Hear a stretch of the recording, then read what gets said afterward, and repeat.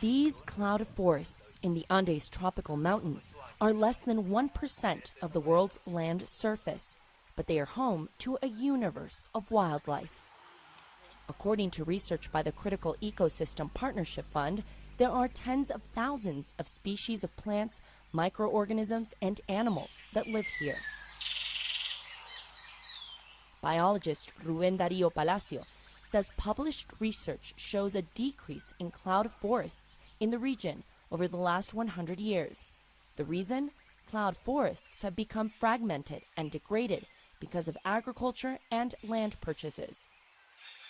Cloud forests also contain important watersheds that flow into larger bodies of water in towns and cities. Water is so important because, especially here in Cali, like we got the Cali River or the Aguacatal River, which are born in this region.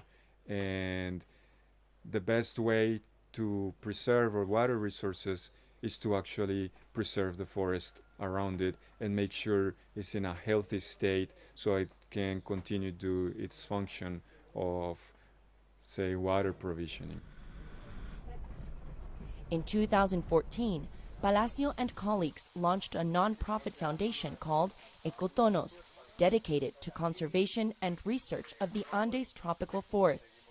With a donation from the International Union for Conservation of Nature in Netherlands, Ecotonos was able to purchase 53 hectares of land to create a natural preserve called the Biological Station Gustavo H. Catan. The privately protected area lies next to the Bitaco Regional Forest, and together, both areas protect more than 250 hectares of continuous forests. Ecotonos is now educating neighboring landowners the why and how to join these protected areas.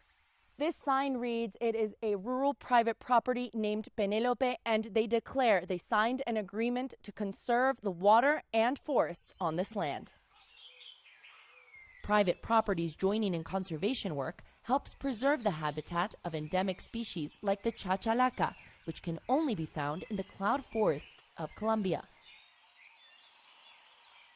Visitors travel from all over the world to see them. Christopher Calonge is on the board of directors of Ecotonos and has a family-run bird sightseeing eco-lodge in the region. You know, one of the main incentives is, I guess, feeling good about conserving and leaving a legacy for your children and your grandchildren.